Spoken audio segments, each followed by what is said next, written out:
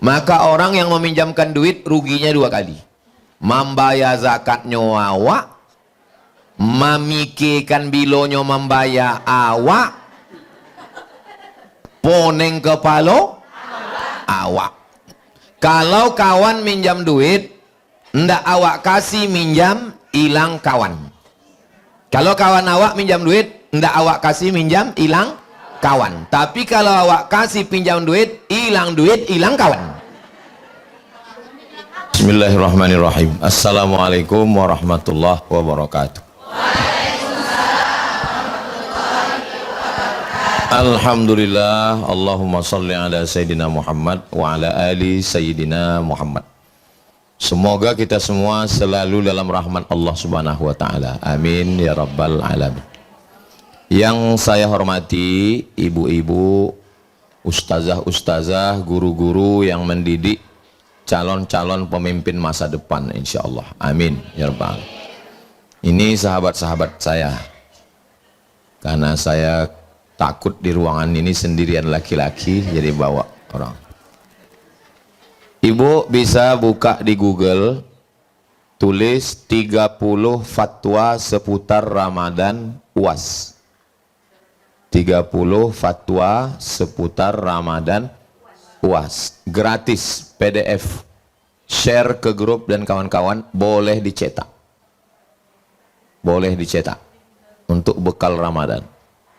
30 fatwa seputar Ramadan UAS. Udah dapat? Belum dapat karena kameranya dipakai untuk buat video. Nah, Bang Adi langsung terbuka. Buku ini saya buat tahun 2011. Sekarang udah 2026. Berarti 15 tahun yang lalu. Pembahasan pertama pada tanggal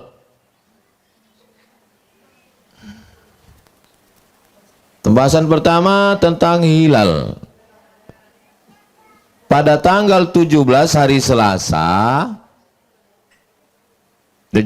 Selasa, menengok hilal.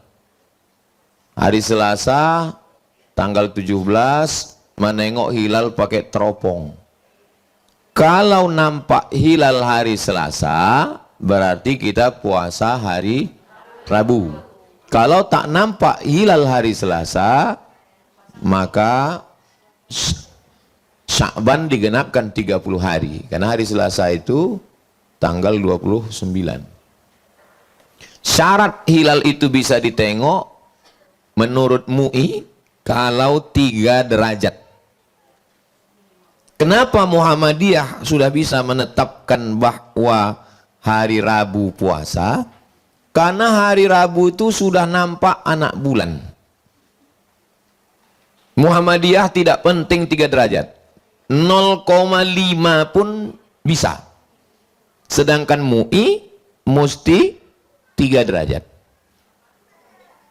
Ini penting untuk ibu tahu karena ibu menghadapi wali murid. Kok Muhammadiyah sudah bisa menetapkan Rabu?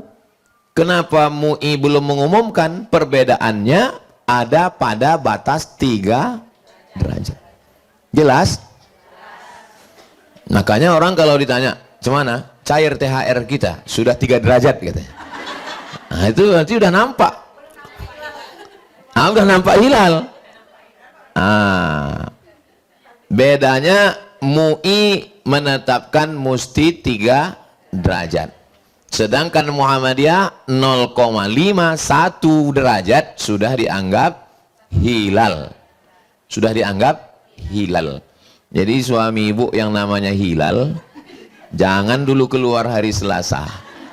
Karena dia dicari-cari orang. Ada ibu nama suaminya Pak Hilal. Jangan cemburu nanti kok dia dipoto orang. Jadi itu tentang menengok hilal. Kedua, bolehkah mengikut ru'yah negara lain? Ini.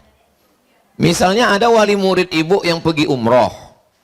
Saudi Arabia misalnya menetapkan Rabu. Sedangkan Indonesia misalnya Kamis. Bolehkah mengikut Saudi Arabia? Tak boleh. Karena dalam sholat kita ngikut waktu Saudi atau Pekanbaru? Rimbo panjang. Apa pula ikut Pekanbaru?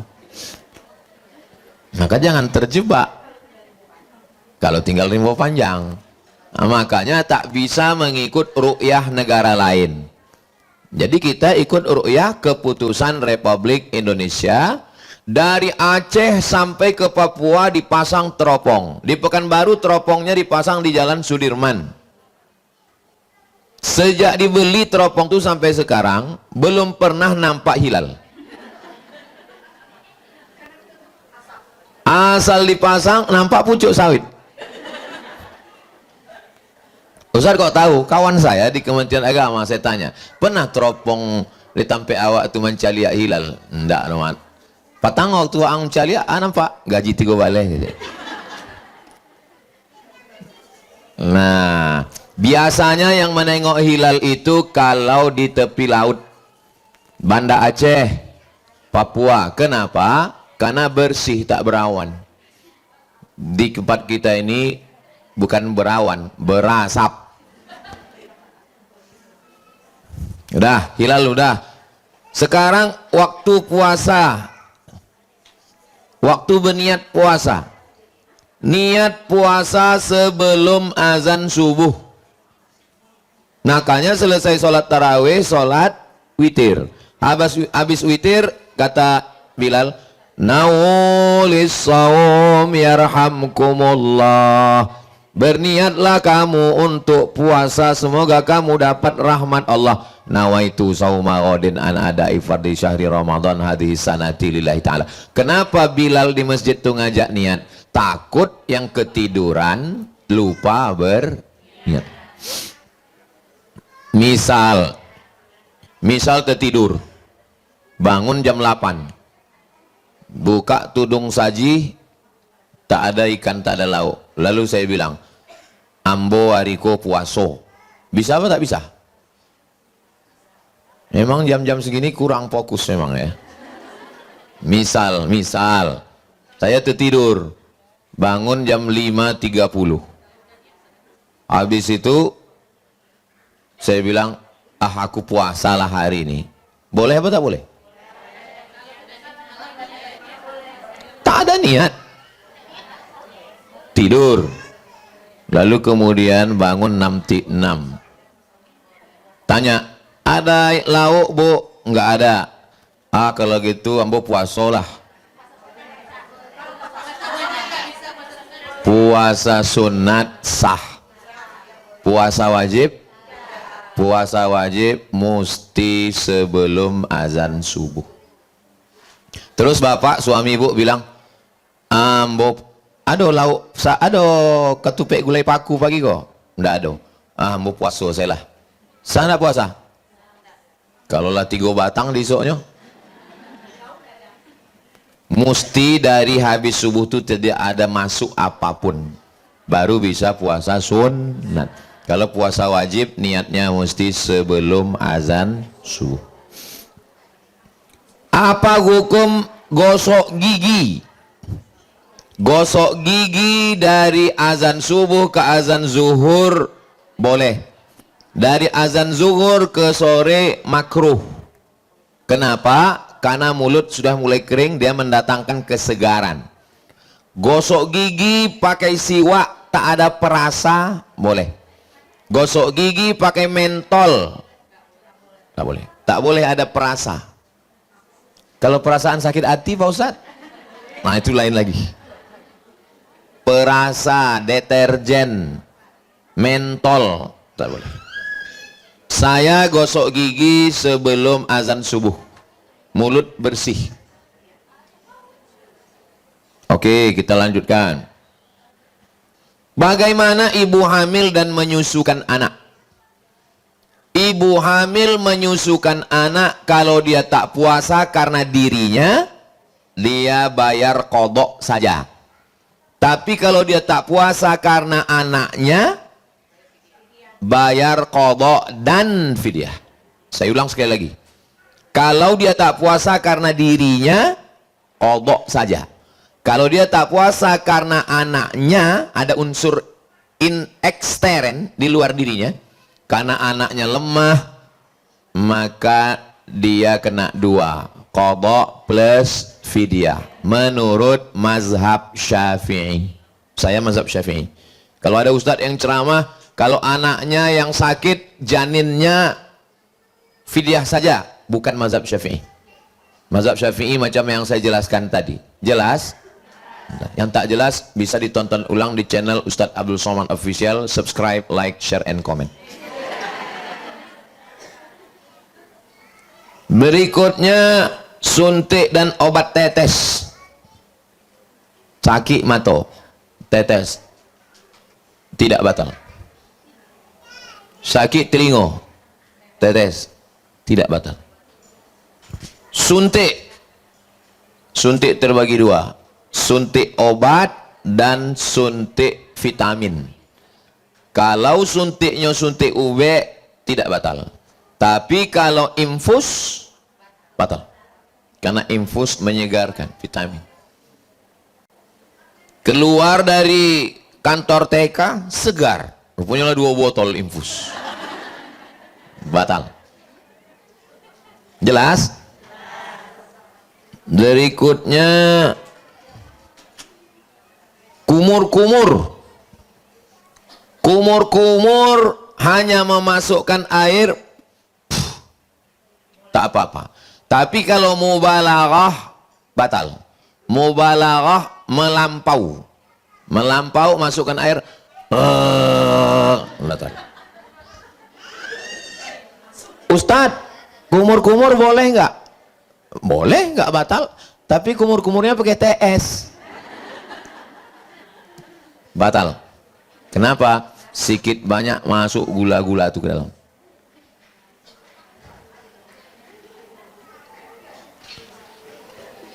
Istinsyak, memasukkan air ke hidung, batal. Masuk dia ke dalam, tak bisa terelak.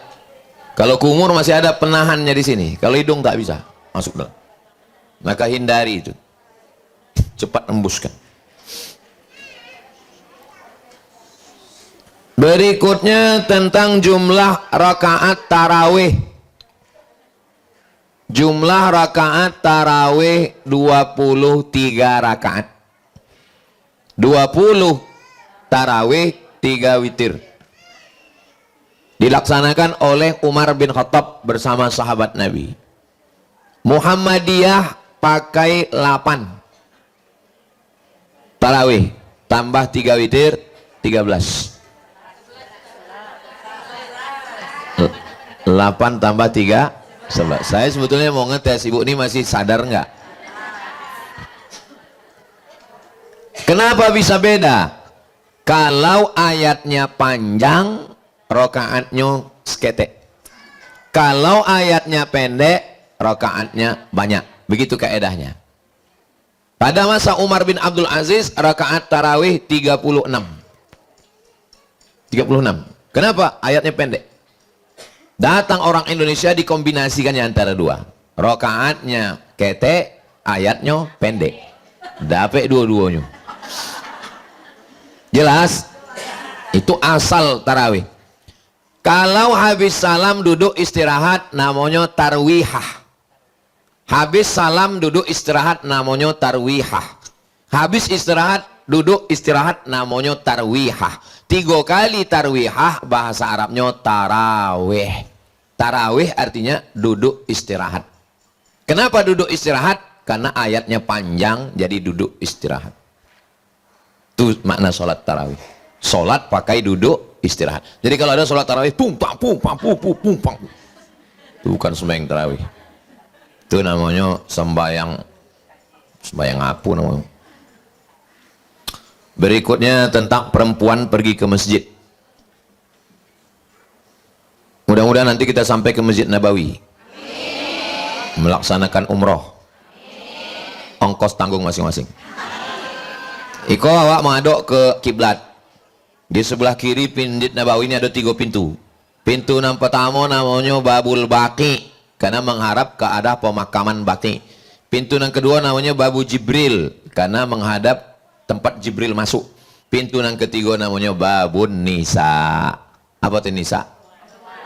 Pertanyaannya, masuk akalkah ada pintunya orang yang nggak ada? Apakah mungkin ada pintunya orang yang nggak ada? Itu menunjukkan bahwa babun nisa ada perempuan sholat di masjid. Ada perempuan sholat di masjid, tapi dengan syarat dan ketentuan berlaku. Jangan ke masjid pakai celana legging. Banyak imam masuk ke paret. Jangan ke masjid pakai parfum yang melampau sampai hilang bacaan imam di muka mencium. Katanya. Jangan ke masjid bersolek-solek. Sebelah hijau, sebelah biru. Jangan ke masjid cekik-kikikan di balik tirai. Ke masjid untuk sholat berjamaah, sholat tarawih, sholat witir, tadarus, balik ke rumah. Anak gadis dikawal baik-baik supaya jangan terjadi asmara subuh. Berikutnya zikir antara sholat tarawih. Assalamualaikum warahmatullahi wabarakatuh. Assalamualaikum warahmatullahi wabarakatuh. Berzikir Subhanal malikil ma'bud, Subhanal malikil mawjud. Boleh berzikir karena di Makkah dulu waktu orang itu duduk istirahat, sebagian sahabat tawaf sunat. Dalam tawaf sunat ada tasbih subhanallah walhamdulillah wa la ilaha illallah wallahu akbar. Boleh, tapi bacaannya betul, karena beberapa masjid bacaan tak betul. Ma'bud, ma'bud, imamnya lambe, makmumnya cabut. Ditutup dengan sholawat, boleh, karena sholawat zikir. Allahumma salli ala sayyidina Muhammad. Bagus, tapi banyak sholawat kadang tak betul. Allahumma Ali.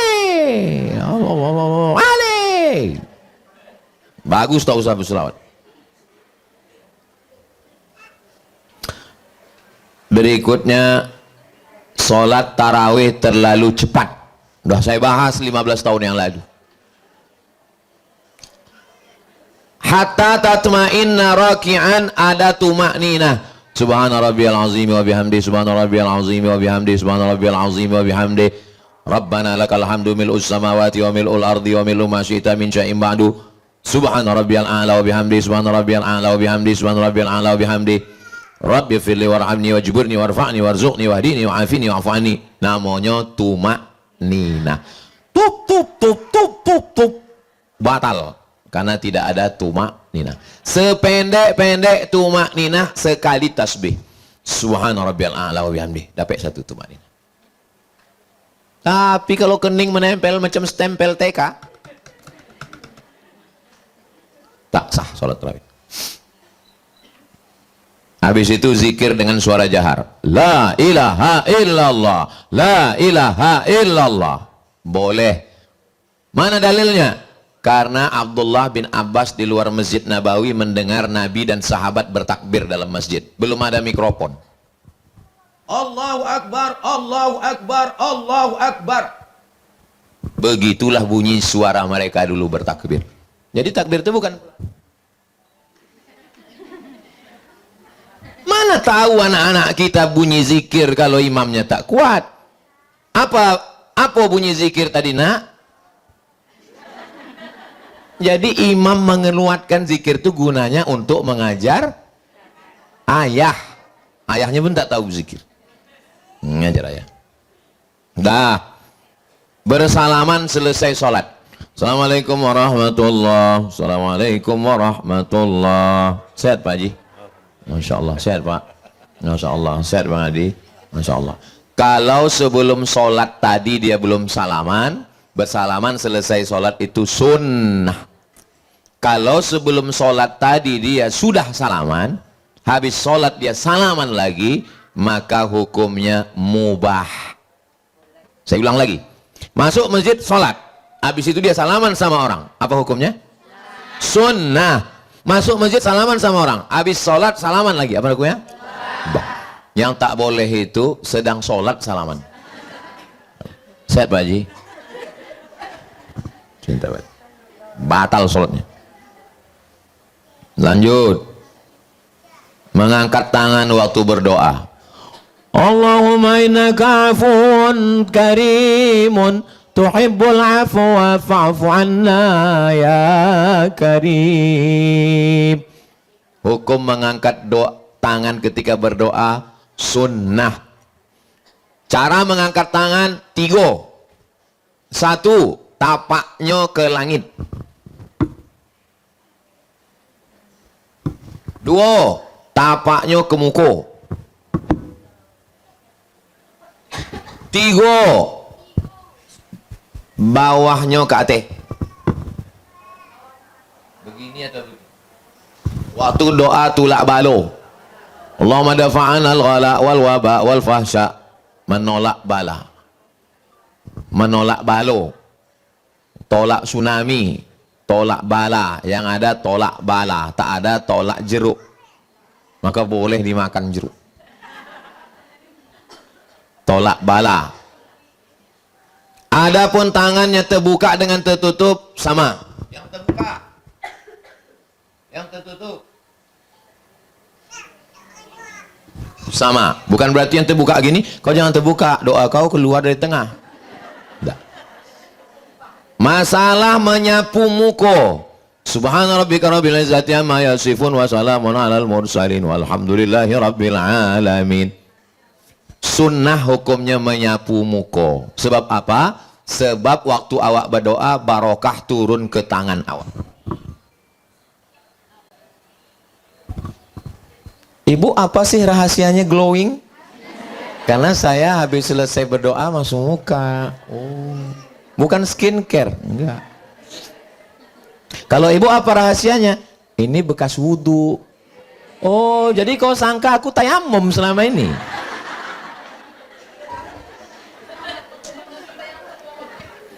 Nah, nanti ibu kalau nggak ingat, Perteka dicetak buku ini bagi kawan-kawan. Doa kunut. Doa kunut ada 3. Doa kunut yang pertama kunut subuh. Doa kunut yang kedua kunut nazilah tulak balo. Doa kunut yang ketiga kunut witir. Berapa kunut? 3. Pertama kunut subuh, kedua kunut tolak bala, yang ketiga kunut witir. Jadi nanti kalau imam berkunut witir, awak tinggal langkek tangan ucapkan amin. Allahumma hdina fi man hadait wa afina fi man afait. Perempuan tak bersuara.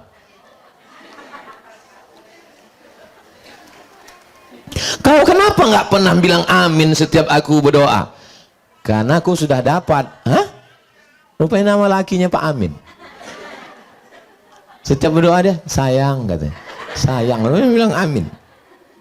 Tadi tamu yang datang tadi dari Malaysia namanya Pak Amin.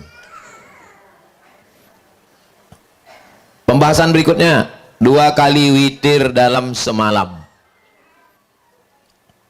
Sallu sunnatal witri salasa raka'atin asabakumullah. Witirnya di masjid. Habis itu balik ke rumah jaga malam tarawih. Habis tarawih witirnya lagi. La witrani, tak boleh 2 kali witir semalam. Witir artinya ganjil.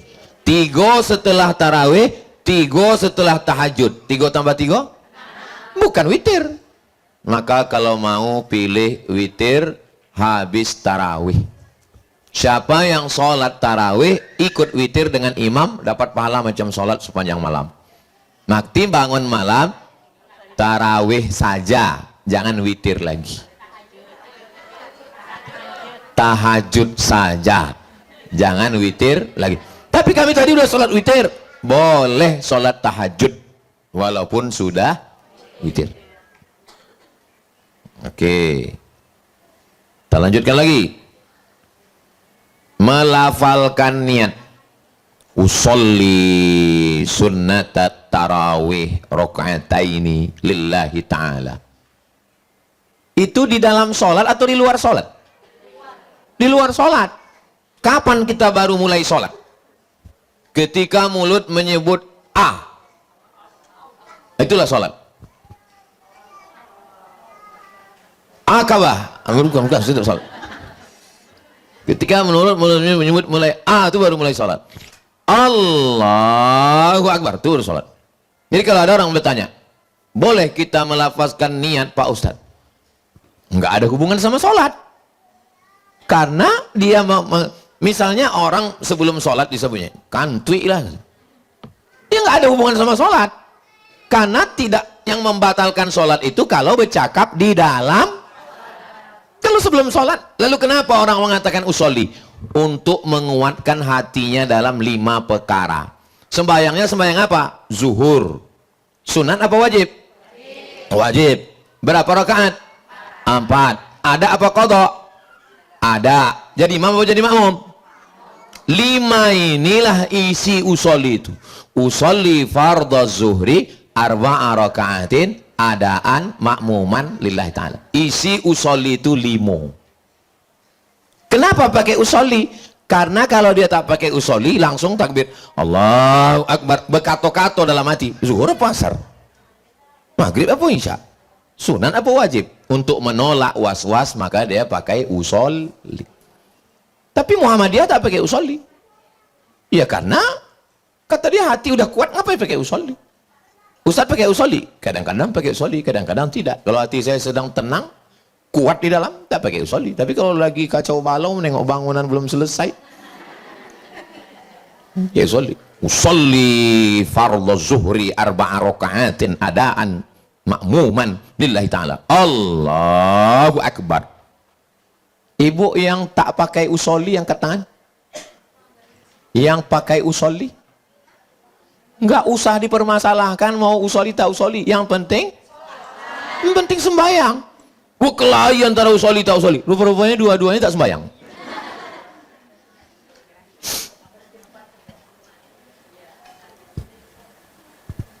Waktu membayar zakat fitrah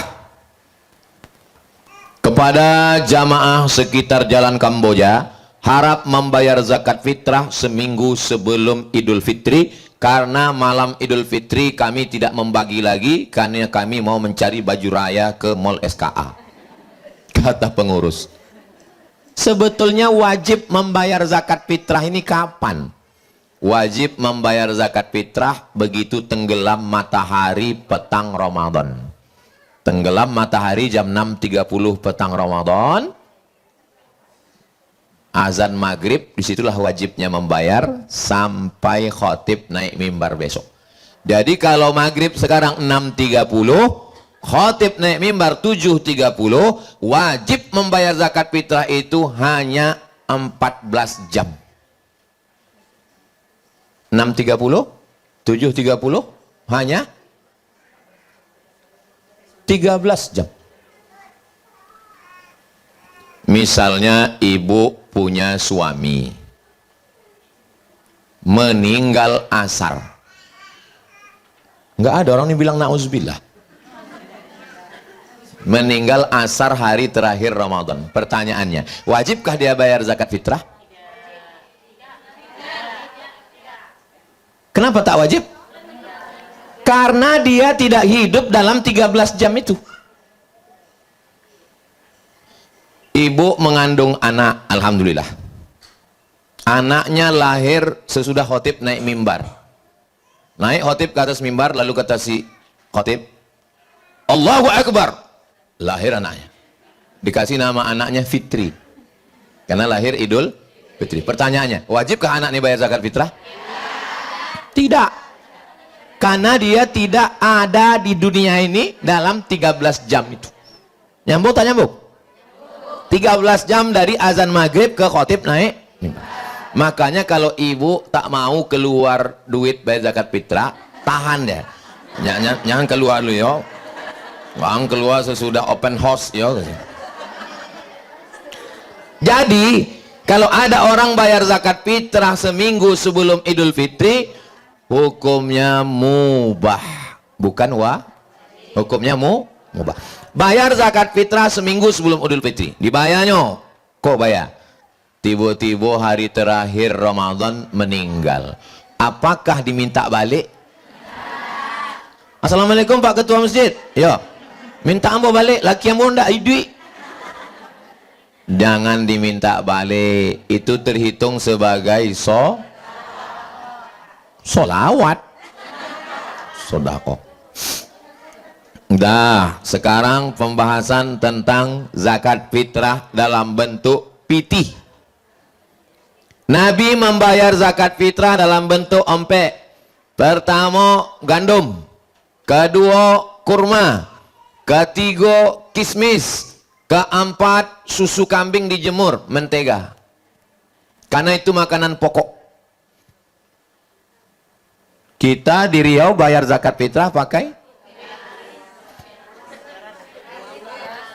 Siapa yang membayar zakat fitrah pakai beras, berarti dia pakai kias. Karena 4 tadi makanan pokok, maka tompe awak dikasihlah beras. Karena makanan pokok kita beras. Tapi sekarang banyak ibu-ibu yang nggak makan nasi. Kenapa? Diet karbo.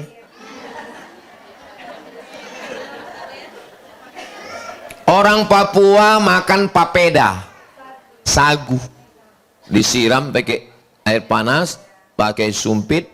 Rupanya bagus anak-anak nih dikasih makan sagu supaya efisien. Kalau nasi dikunyah, sagu kok gol. Saya kalau dari kecil makan sagu, efisien sagu. Dan karbohidratnya rendah, bagus makan sagu. Yang pakai duit apa dalilnya? Dalilnya hadis Nabi, unuhum lihadzal yaum, buat mereka mampu hari ini. Membuat mereka mampu Idul Fitri, jangan minta-minta pakai duit. Mampu tak mampu? Mampu, nggak mesti pakai beras. Saya dari dulu bayar pakai beras, tapi saya tak menyalahkan yang pakai duit. Sebelum khotib pakai nyanyi pula tukang-tukang. Oke, sekarang hari raya dan ziarah kubur. Allahu Akbar, Allahu Akbar. Tainge menangilah. Lalu kemudian balik dari sholat Idul Fitri, dia ziarah kubur. Ziarah kubur bebas, tidak ada waktu khusus. Mau pagi, mau petang, mau siang, mau malam, Idul Fitri, Idul Adha, bebas, tak ada larangan. Termasuklah saat Idul Fitri ziarah kubur, hukumnya Tapi kalau ziarah kubur, jaga adab-adab kubur. Waktu masuk ke kubur mengucapkan salam. Assalamualaikum ya ahla diyar minal mu'minin wa inna insyaallah bikum lahiqun yarhamullah mustaqimina wal mustakhirin nas'alullah lana wa lakumul afiyah. Nggak hafal kami yang panjang, yang versi TK. Assalamualaikum ya ahlal kubur, itu versi TK. Sesudah itu membaca Yasin untuk almarhum almarhumah. Tidak sanggup baca Yasin sebab tamu lah menunggu di rumah. Kulhu 3 kali sama macam hatam Quran, Al-Falaq sekali, An-Nas sekali, Al-Fatihah sekali. Tidak sanggup juga jurus terakhir untuk almarhum apa den, amak den, atuk den, nenek den, cipta den, pepso den, Al-Fatihah. Syekh Al-Fatihah. Membaca Al-Fatihah pun tidak sanggup, campakkan ke Sungai Kampar. Apa lagi balasan awak untuk keluarga awak? Bacakan Al-Fatihah. Berikutnya tentang perempuan ziarah kubur. Perempuan ziarah kubur kalau tujuannya untuk mempersedih-sedih diri, tak boleh. Kenapa beda perempuan sama laki-laki? Karena daya ingat perempuan lebih dalam. Maka perempuan tak boleh mengantar ke liang lahat. Makruh hukumnya. Kenapa? Karena kalau sampai perempuan menengok liang lahat, dia daya ingat perempuan lebih kuat. Beda sama laki-laki. Laki-laki ini tak terlalu kuat. Amnesia. Lupa. Jangankan kubur, bini pun lupa. Itu kenapa perempuan itu nanti dia mengalami trauma, sedih yang tak berkesudahan. Akhirnya dia tak semangat hidup. Mengajar anak TK tak ada lagi nyanyi-nyanyi, asyik menangis. Setiap disuruh nyanyi, ibu buat anak kita bahagia ya, walaupun hidup 1000. Wah, hanya mau menangis. Nyanyi bu, bila Israel, udah. Anak TK itu pun bawanya mau mati aja. Lu gara-gara ibu itu ziarah kubur.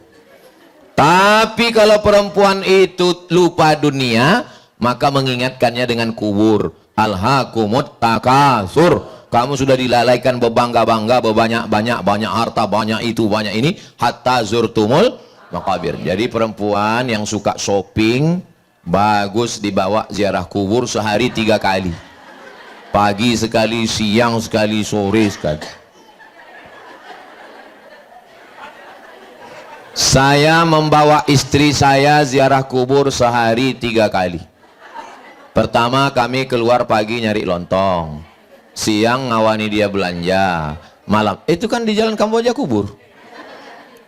Enaknya jalan Kamboja ini setiap lalu ziarah kubur.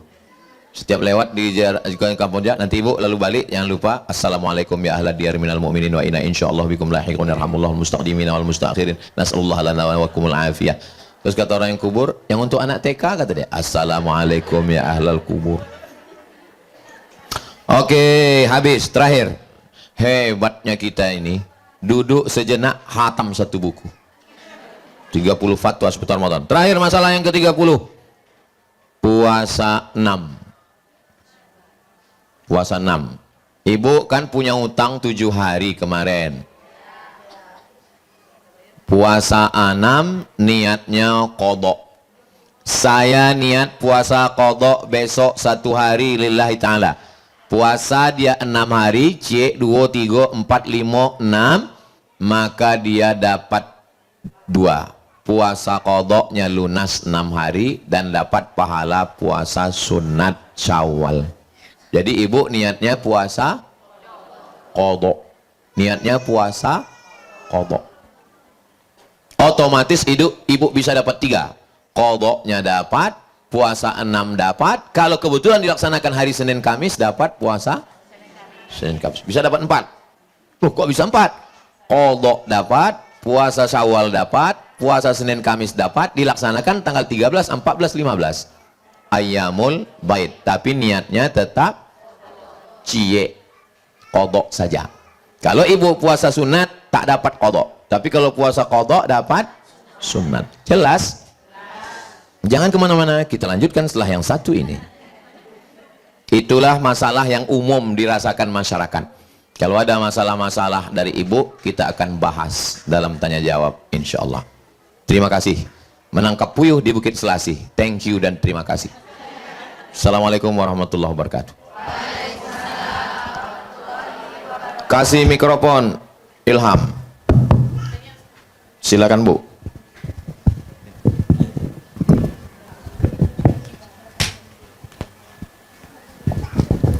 Bismillahirrahmanirrahim. Assalamualaikum warahmatullahi wabarakatuh. Pertanyaan ini masalah penentuan puasa tadi nih Ustaz. Jadi kan bagi yang tidak berada di Indonesia yang kayak umroh tadi kan Ustaz. Sementara kita kan di Mekah mengikuti waktu sholat Mekah nih. Yang berbuka kita mengikuti macam tadi kalau kata Ustaz kan kita mengikuti selama sholat di Indonesia nih. Yang umroh tadi yang pertama Ustaz. Jadi saya masih apakah penjelasan yang tadi itu maksud Ustadz orang yang umroh ikut waktu Indonesia kah atau tetap ngikutin waktu buka di sana gitu, sementara sholat kita kan ngikutin waktu buka di sana Ustadz. Itu yang pertama. Yang kedua masalah kemarin itu tempat ada ini Ustadz, apa namanya, kejadian kita di satu tempat untuk masalah zakat fitrah nih ya Ustadz. Jadi ada satu tempat itu mengatakan karena mereka awalnya itu keputusan ini ada fatwanya itu dari mana nggak tahu juga, tidak menerima zakat fitrah dalam bentuk beras. Itu gimana kita, sementara kita punya keyakinan kita berzakat fitrah dengan makanan pokok Ustaz. Jadi di saat kita ingin zakat fitrah di tempat tersebut untuk masyarakat sekitar, berarti kita nggak bisa zakat fitrah di situ karena harus diuangkan gitu. Hukumnya seperti itu, seperti bagaimana tuh Ustaz? Terima kasih. Assalamualaikum warahmatullahi wabarakatuh. Waalaikumsalam. Misalnya keputusan Saudi Arabia puasa Rabu, sementara Indonesia Kamis. Lalu ada orang Pekanbaru ikut Saudi Arabia puasa Rabu. Nggak bisa, karena dia tinggalnya di Indonesia. Kemudian dia pergi umroh. Sampai di Madinah, azan maghrib. Allahu Akbar, Allahu Akbar. Terus dia ajak dia, ayo buka puasa yuk. Enggak, kata Ustaz Somad, nggak boleh ikut waktu Saudi. Wah, angkan di Saudi gini. Maksudnya di mana kita berada, di mana bumi dipijak, di sinan awak berkodak. Jelas ya Bu? Saya panitia penerimaan zakat fitrah, maka saya mesti menerima semua keinginan masyarakat. Bagi yang mau membayar pakai beras, silakan, beratnya sekian. Bagi yang mau bayar pakai uang, silakan, jumlahnya sekian, menurut Kementerian Agama Kemenak Kabupaten Kampar. Tempel. Nggak boleh masjid mengatakan nggak mau nerima uang. Nggak boleh masjid mengatakan nggak mau menerima beras. Karena kedua-duanya benar secara fikih, maka pengurus masjid mesti memfasilitasi. Kalau ada masjid yang model begitu, lapor. Cuman bingung kita kemana mau melapornya. Nah, jadi kalau ibu meyakini beras, masjid nggak mau terima, ya ibu cari masjid lain. Boleh berpindah masjid. Yang nggak boleh itu berpindah ke lain hati. Beda keyakinan nggak boleh. Kau kenapa belum nikah juga? Beda keyakinan Pak Ustadz. Maksudnya beda agama? Enggak. Aku yakin dia nggak yakin.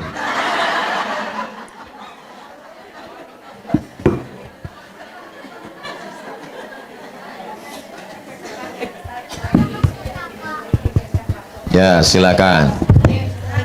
Ibu-ibu dari guru-guru TK se-Kecamatan Tambang. Assalamualaikum warahmatullahi wabarakatuh. Waalaikumsalam. Masih seputaran zakat, Ustaz. Ada dengar katanya kalau kita membayar lebih dari takaran yang udah ditentukan, itu katanya tidak diperbolehkan. Itu gimana, Ustaz? Lebih dari takaran 2,5 kilo yang ditetapkan Kemenak, dia kasih 3 kilo, yang 2,5 wajib, yang 500 gram sodakoh. Atas nama sedekah. Saya membayar zakat fitrah dari sejak 2008 pulang ke Riau sampai 2025, saya bayar zakat fitrah 3 kilo. Karena saya meyakini 1 mud 7 ons setengah. Zakat fitrah itu 4 mud. Mud 7 ons setengah, 7 ons setengah, 7 ons setengah, 7 ons setengah, 3 kilo. Dari dulu saya tak pernah kurang. Kalau ternyata di akhirat nanti dinyatakan yang benar adalah 2,5 kilo, maka yang 500 gram terhitung sebagai sodako. Jelas?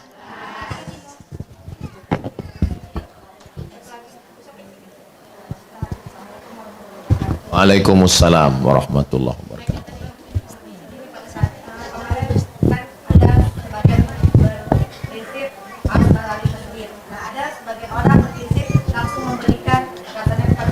Atau ke janda atau ke kerabat. Nah, itu bagaimana hukumnya Pak Ustadz? Itu yang pertama.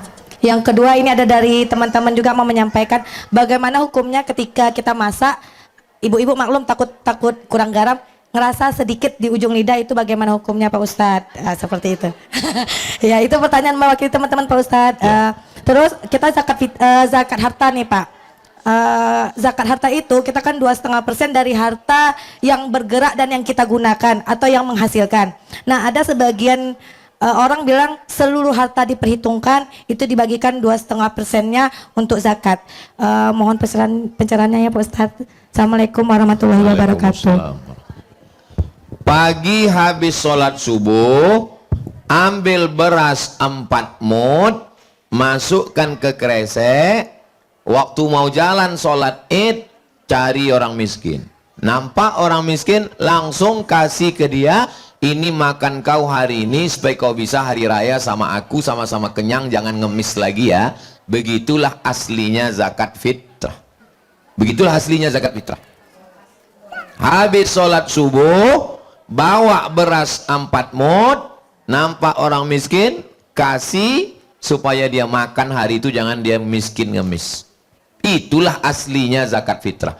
Tapi yang begini nggak bisa diamalkan lagi sekarang. Karena kalau diamalkan yang begini sekarang, ada nanti fakir miskin yang dapat 3 ton. Ada yang nggak dapat sama sekali. Maka sudah bagus teknis yang sekarang dibuat. Koordinasi pengurus masjid dengan RT RW, dikumpulkan seminggu sebelum Id, dibagi secara rata. Sudah bagus cara itu. Jangan dirusak lagi. Jelas? Masak gulai, ambil setetes, letakkan di ujung lidah. Yang membatalkan itu kalau lewat tenggorokan, lewat di sini. Habis diletakkannya ujung lidah, terasanya asam asin, habis itu diludahkannya. Puih. Maka merasa cicip itu tidak batal puasa. Tapi saya tak pernah melakukannya. Kenapa saya tak mau? Saya khawatir was-was datang. Apa kata setan? Aku kan udah meludah, kata setan. Ada sikit, kata dia. Maka bagi saya lebih baik kurang garam ditambah nanti sesudah berbuka daripada pintu setan masuk was-was. Ustadz, saya mencicipi. Saya rasa batal Pak Ustadz. Kenapa? Mencicipinya 3 mangkuk. Batal. Yang wajib dizakati ini apa? Pertanyaan ketiga. Zakat terbagi 2. Pertama zakat fitrah, yang kedua zakat mal. Zakat mal terbagi lagi. Zakat emas, zakat madu, zakat dagang, zakat rikas barang tambang, zakat pendapatan gaji. Itu namanya zakat mal. Apakah rumah ada zakatnya? Enggak ada. Bayar pajak PPN. Apakah mobil ada zakatnya? Enggak ada. Yang ada zakatnya uang tabungan ibu. Kalau ditengok dari senyumnya ini paling minimal 100 juta. Tengok dari senyum ibu-ibu guru TK ini, oh ini orang-orang yang enggak ada masalah dan enggak ada utang. Karena kalau orang ada utang, ada masalah, nggak bisa senyumnya lepas begini, pasti tertahan dia. Ini bisa lepas ini. Mudah-mudahan yang ada utang segera lunas utangnya. Oh, banyak juga orang yang berutang. Kalau ibu punya tabungan 100 juta, amin. Zakatnya 2,5%. Zakatnya adalah 2.500.000. Jadi bukan ibu hitung harga tanah berapa, harga rumah berapa, harga mobil berapa, bukan. Yang dizakati itu hanyalah emas, uang. Emas terbagi 2. 1 emas batangan, 1 emas perhiasan. Yang wajib dizakati emas batangan beratnya 85 gram. 2,5%. Kalau emas perhiasan masih fokus? Masih. Emas perhiasan caranya 2. 1.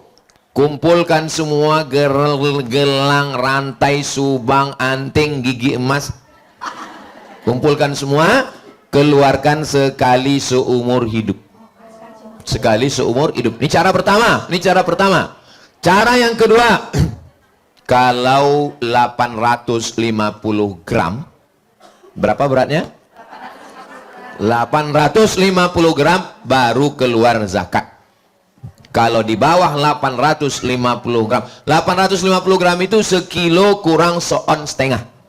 Kalau ada ibu yang punya emas, kalau pergi undangan, turun telinga tuh begini ya. Iko 2 on setengah, iko 2 on setengah, iko setengah kilo.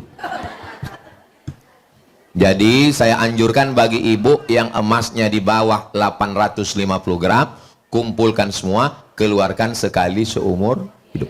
Tapi bagi ibu yang punya emas perhiasan di atas 850 gram, keluarnya tiap tahun dikeluarkan 2,5%. Emas sekarang 1 gram 2 juta. Kalau sekilo berarti 2 miliar.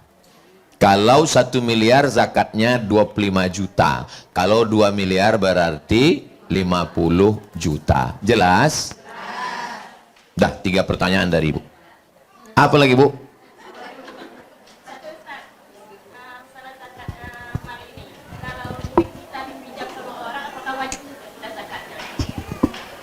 Duit ibu dipinjam Ustadz Somad.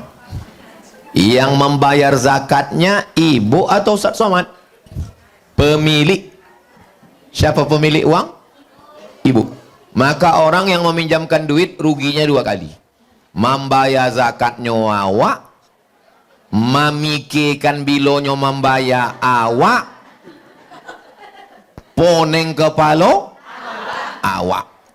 Kalau kawan minjam duit, ndak awak kasih minjam, hilang kawan.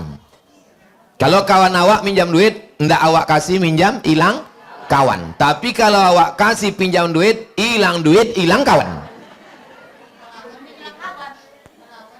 Melawannya kawan. Duit hilang, kawan hilang. Jadi kalau ada orang minjam, ibu kasih nggak? Jelas bu? Sampai jam berapa kita nih Pak Ilham? Sampai jam 11. Sampai jam 11? Iya. Kalau ada pertanyaan saya jawab. Kalau nggak ada kita berdoa. Ibu jangan memposting foto sendiri. Bagus posting foto ramai, karena kalau ibu foto sendiri tiba-tiba ada orang yang naksir sama ibu. Foto ibu dicetaknya, ditengoknya pagi, ditengoknya siang, ditengoknya sebelum tidur malam. Mau ibu orang diam-diam mencintai ibu? Jangan posting foto sendirian. Walaupun ibu sudah beranak 3, karena ada lagunya beranak ampe 7. Walaupun ibu udah janda, karena ada jadul lagu Irwansah, Kutunggu. Walaupun ibu sudah mati, dia tetap juga menengok ibu, karena judul lagunya Asep Irama, tunjukkan padaku di mana. Hafal semua. Ya bu, silakan. Mudah-mudahan ibu semua diberikan kesehatan. Karena pemimpin masa depan itu ibu lah yang membentuk dia di TK. Mudah-mudahan ibu punya kesabaran. Saya kalau disuruh ceramah di stadion sanggup. Kalau disuruh tablik akbar di gor, insya Allah sanggup. Tapi saya pernah disuruh ceramah ke anak TK. 5 menit saya ceramah, tak ada anak itu yang peduli. Sampai akhirnya saya merasa ini kalau kuteruskan ini hilang harga diriku. Akhirnya saya panggillah guru TK. Ibu guru bisa bantu saya? Naiklah guru TK itu ke atas pentas. Tepuk anak soleh. Anak soleh. Sayang papa. Habis itu saya tengok, kalau tahu condo itu ya lo ambon opuk deh. Allah cuma mau ngasih tahu Abdul Somad, tidak semua bisa kau lakukan. Kau boleh dokter spesialis, kau boleh jenderal, tapi untuk mendidik anak ini maka adalah ibu-ibu guru TK. Kalau ada calon istri polis, polwan, yang satu lagi dokter, yang satu lagi guru TK, manalah yang dipilih orang? Guru TK. Karena guru TK ini lembut, penyayang. Beruntunglah suami-suami ibu sekalian. Saudara yang belum menikah, carilah guru TK. Yang mengaminkan yanglah belaki pula. Astaghfirullahalazim, astaghfirullahalazim. Astaghfirullahalazim alladzi la ilaha illa huwal hayyul qayyum wa atubu ilaih. A'udzu billahi minasy syaithanir rajim. Bismillahirrahmanirrahim. Alhamdulillahi rabbil alamin. Wassalatu wassalamu ala asyrafil anbiya'i wal mursalin wa ala alihi wa sahbihi ajma'in. Allahumma qawwi imanana, kuatkan iman kami ya Allah. Wa sahih ajsadana, sehatkan badan kami ya Allah. Waj'alna minal mukhlasin, jadikan kami orang yang ikhlas ya Allah. Rabbana hab lana minas sholihin, jadikan anak kami anak-anak yang soleh dan solihah ya Allah. Rabbana taqabbal minna a'malana, terimalah segala amal kami. Wa tub alaina, terimalah taubat kami. Rabbana taqabbal minna salatana wa siyamana wa qiyamana wa ruku'ana wa sujudana. Terimalah salat kami, puasa kami, ruku kami, sujud kami, tahajud kami, bacaan Quran kami. Terimalah segala perbuatan baik kami ya Allah. Allahumma ja'alna minal ladzina yastami'una al-qawla fayattabi'una ahsanah, jadikan kami orang yang mendengarkan nasihat baik lalu mengiringinya dengan amal yang baik. Allahumma anzilis sakinata fi qulubina, tanamkan sakinah ke dalam hati kami sehingga keluarga kami menjadi keluarga yang sakinah, mawaddah, warahmah. Allahumma kama jama'atana fi hadzal syahrul mubarak fajma'na ma'al habibil mustafa. Sebagaimana engkau kumpulkan kami di bulan Sya'ban yang mulia, kumpulkan kami nanti bersama Rasulullah di surga. Rabbana atina fid dunya hasanah wa fil akhirati hasanah wa qina azabannar. Wa sallallahu ala sayyidina Muhammad wa ala alihi wa sahbihi wa sallam. Walhamdulillahi rabbil alamin.